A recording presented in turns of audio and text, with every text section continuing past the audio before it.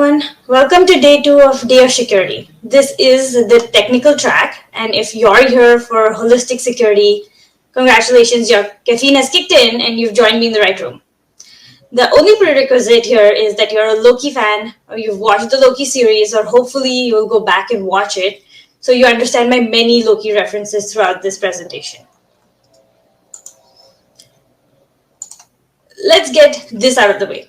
The following presentation contains my thoughts, ideas, and opinions. They do not represent those of my current or past employers. Any events, characters, and firms depicted in the course of this presentation are purely fictitious. Any similarity to actual events, characters, and firms is merely coincidental. Also, Loki is a trademark of Disney. Now that we got this out of the way, who am I? My name is Divishri Joshi.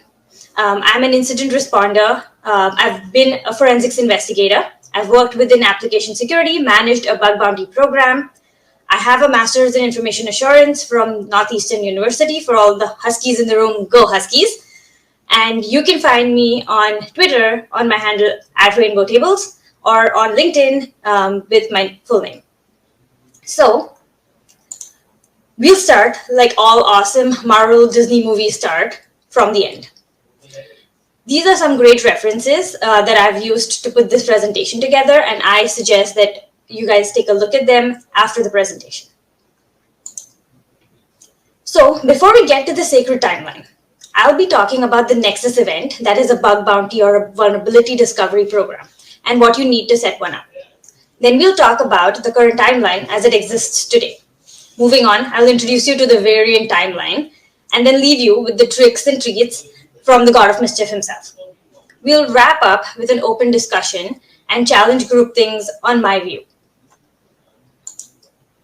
So, we were cruising on our sacred timeline when in about 1983, a Nexus event occurred.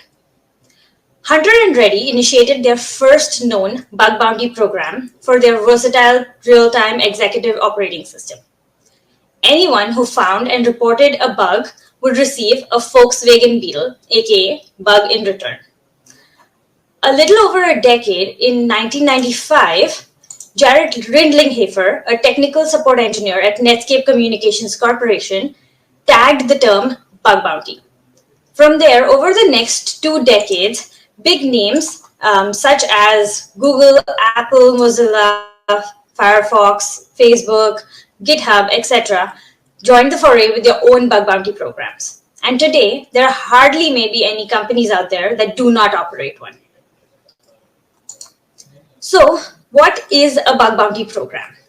And what is the difference exactly between a bug bounty and a vulnerability discovery program? So, simply put, a bug bounty or vulnerability discovery program or disclosure program is a crowdsourced pen test of your applications, your current environment, and your business. The difference between a bug bounty and a vulnerability discovery program merely is that bug bounty is usually incentivized, maybe by monetary rewards or something of the sort. A VDP basically is a no-fee program where the researchers come in and report bugs or vulnerabilities in your environment to you directly. And there are no rewards associated with it. A vulnerability discovery program is basically just an organization's unincentivized, formalized method for receiving vulnerability submissions from the outside world. What you're basically doing is you're asking researchers to find vulnerabilities in your environment, making sure you're fixing them internally, and the last step kind of changes between the VDP and the bug bounty, where you may or may not pay for those submissions. So if you're all with me so far, we'll move into why. Why should you actually consider setting up a bug bounty or a vulnerability discovery program? 50% of the hackers have not reported a bug because of lack of clear reporting process or a previous negative experience. This basically is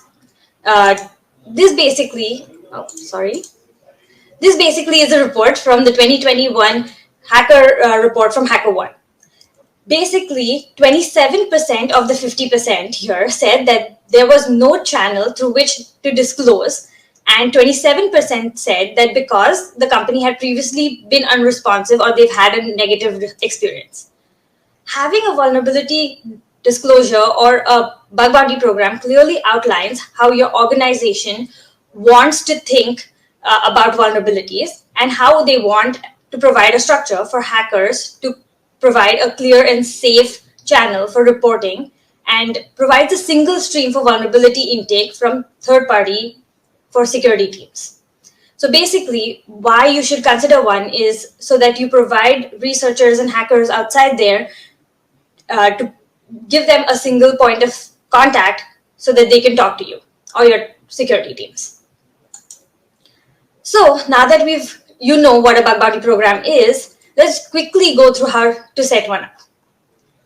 So there are some certain steps around that. Firstly, envision what the business stands to gain from setting up this program. What are your gaps? What are your deficiencies? What are your goals? Where do you need most of the eyes on? For example, when a researcher comes across a vulnerability, the expected course of action is to contact the owner of the vulnerable product, make them aware of the issue, and then agree upon a reasonable time frame for them to address it. After the owners officially issued a patch or a recommended compensating security control, the researcher could then release their findings. Well, there's a caveat to this, which we will discuss in the next slides, which is what happens if an owner does not address the vulnerability within the agreed upon period of time. Anyway, now that you have envisioned the value to the business, the second step is to make sure that you get buy-off from engineering. Get them on board because you need them to fix all this that is found and that is being reported to you within the reasonable time frame that you just agreed upon. The next is determine your results. Are you looking at zero critical vulnerabilities in a certain product or a solution that is business critical? Are you hoping to ensure that the databases that hold your customer or employee information are thoroughly hardened? Use that to work backwards on your scope. I would suggest start small. Use those products, solutions, databases as your starting point. Next is choose a type of program. This basically has to be something that fits your needs. It's not a permanent choice. You can always go back on it and move to a different solution if you find the need to.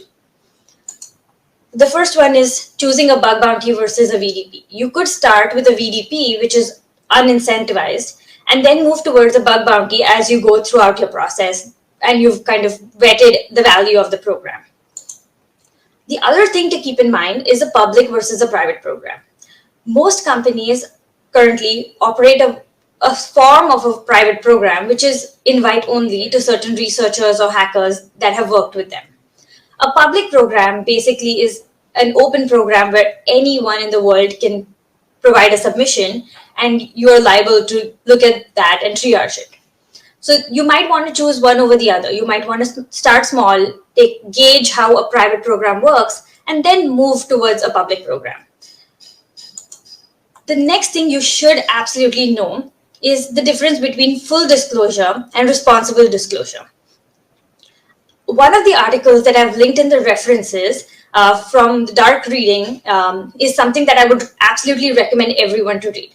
It basically goes over the author's thoughts on full disclosure versus responsible disclosure, and is a great starting point if you're trying to understand which one of those you want to go through and what the pros and cons of that are. We won't be going through too much of that in this presentation, but we can definitely discuss it if we have time towards the end. So you say you want to set up a program. What are the next steps? The next one would be assign budget. Now this depends on the choice of your program, bug bounty or vulnerability disclosure. Budget basically should offset the cost of setting up the program as well as any incentives you plan on providing. You can also get very creative with incentives. They don't always have to be monetary rewards. They could be it could be swag. You will be surprised how many researchers love getting t-shirts or backpacks from the companies that they are working with. So it not necessarily always has to be a dollar amount. Actually, the HackerOne survey from 2021 in the Hacker Report this year says that despite offering no monetary reward, 47% of the community actively participates in VDPs. Furthermore, 51 of those who hack on VDPs do so out of a sense of responsibility. 79% do it to learn, and 57 do it to build up their reputation on the platform. So don't fret if you decide to go the VDP route instead of a bug bounty or have a tight budget. Know that most of the researchers here are trying to learn, to grow, and build up their reputation on the platform. So that should help you make a great choice if you're just starting off. The next is create a clear reporting process. Remember this because the researchers use this process to reach out to you. Maybe set up an email alias, like an external one saying bug bounty at your company, or an internal response guideline on, okay, now that you got an email on this, how are you going to proceed further? Having a VDP that clearly outlines how your organization wants vulnerabilities to be reported gives hackers a clear, safe channel for reporting and provides a single stream for vulnerable intake from third parties for security teams. We discussed this earlier. This is really important. This is a feedback from the researchers when HackerOne surveyed them. Next up is resourcing and responsiveness. These are important for engagement. Obviously, nobody wants to just sit on an email that they've sent and not know what's happening next. So making sure that you have resourcing to respond to those emails, as well as you're responsive and have an internal maybe triage team for the submissions, is important. So you have two options there as well. You could do this internally and set up a small team within your, security org to look at all the reports or submissions you're getting in. You could also use a managed solution like HackerOne or BugCrowd and outsource the triage functionality for them to take a look at to maintain the responsiveness on your program. Whichever route you choose, most important is to track efficiency. Number of submissions, submissions by severity, submissions by bounty, time you took to remediate, etc. This brings us a full loop back to prove the value to the business that we envisioned in step 1. All these points are important and different programs do these differently. So take a pick, make sure that you think over these minimal points, and then decide how you want to move through. Next, we'll talk about the current state. Having a VDP or a bug bounty program clearly outlines how you want researchers to talk to you. Currently, many bug bounty programs are operating as an intake funnel for all security issues. You get fraud, you get customer complaints, you get low to critical technical issues. Payouts are for leaked keys, fraud methodologies, business logic issues, a lot of the problems that you can actually solve internally using a good, secure software development lifecycle process by incorporating security reviews, vulnerability scans, pen tests, pattern-based scanners, etc. So let's talk about what the current state looks like. Assume this to be your organization and your security team. You have a bunch of scanners that are already doing their thing. You have a bunch of security controls that are having their findings. You're storing them in a database and sending them over to your engineering team to fix. What currently happens is placing a bug bounty as a front door. So you receive a report on your bug bounty program externally.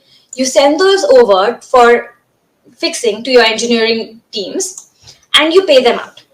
You might even escalate these internally, which is the blue, figures in the diagram here, which is to your incident response folks for data exposure also. This happens in certain conditions depending on the reports.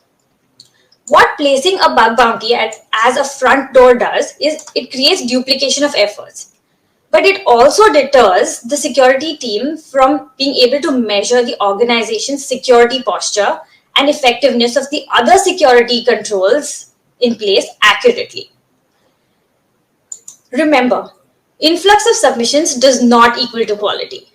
So basically what's happening here is you might have a duplication of efforts between what you're receiving from the bug bounty program versus what you've already found internally with the various automations or processes or products, security controls that you have in place.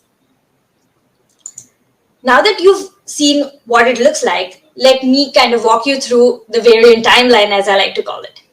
Placing a bug bounty program strategically is important to improve an organization's security posture. Ideally, if a bug bounty program is moved from the start of the funnel towards the end, it impacts the entire security lifecycle significantly. Let's see what I'm talking about. We still have our organization and our security teams doing their thing. They're finding vulnerabilities or issues or bugs in our products internally and talking to engineering to fix it. What I'm proposing is instead of having the bug bounty as a funnel at the start, use that towards the end. So you still receive a report on your bug bounty program, but now you actually use the same database or the findings that you've received, deduplicate the known issues, and then fix the issues or escalate them as per their criticalities. So now your engineering team is only looking at unique issues, and you also know the magnitude of the severity because you're getting multiple reports from different products about the same thing if you've deduplicated. You're still paying the researchers out. That definitely does not change. What this does is it creates the possibility to deduplicate the known issues, pushing the researchers to delve deeper and produce quality reports that bypass your security controls. It also helps measure the effectiveness of all security controls, and they technically should be able to decrease or minimize your external submissions pertaining to that particular category. So, for example, if you have, say, a secret scanner in place internally, then the effectiveness of that scanner is measured by the number of reports, obviously decreasing number of reports that you're receiving from the researchers. I hope that example helps. Overall, what you're doing is generating values. And with the researchers, you're creating the need for innovative proof of concepts to bypass the multi-layered security controls that you have put in. And that might also be a fun way to entice higher bounties. So now that you know what the proposed variant timeline looks like, let's talk about some simple tricks that can help elevate your current program. May you have it in place. First one is incentivize. Money remains a key motivating factor for hackers, with 76% according to HackerOne doing the job to make the money. It's perhaps not surprising that 19% have chosen not to disclose a bug if they found a bounty is not being rewarded or offered for their product or for their efforts. Think of it as a game. You want to go from level 1 to level 10 in difficulty, from targets, rewards, cheat codes. You need to make it more exciting and interesting. The way to do that is to engage hackers. So there are a couple ways to do this. Run challenges, promo events with 2x, 3x bounties for, say, a particular vulnerability type that you're looking for. Maybe that's the part that you're having a hard time searching for internally or automating. Run live hacking events. This is a great way for you to go meet the researchers that work on your program daily, 1:1. Entice their feedback. Get to know what clicks with them, what they like, what they don't like. The other thing is investing strategically. Making sure you use new business verticals, any new mergers and acquisitions, or a new product feature even that you're coming up with to broaden or narrow your scope. So maybe the way to combine the engagement and investment together is, say, for example, you're having a new feature that is coming up in a key product of yours. You release that as a challenge or a promo event, even to possibly a private bug bounty program that you have, select number of researchers and see how they do on it. That will give you a good idea of where the security stance or posture of that current new feature is and what possible issues you can face in the future. With that, you can use this against mergers and acquisitions. You can use it against new business verticals that you're launching. You can keep it small from private, and then after a while, when you're comfortable, release it to the public program. This helps you broaden or narrow your scope as you go. So now that everyone's followed Loki's guide to scaling a Tesseract, remember, inviting hackers to share their insights means that security teams can extend their reach and expertise to be better prepared for emerging threats. With that, I will say use your Tesseract wisely now. And I'll open it up to any questions or comments. We'll also end this with a fun trivia question, which you should see now.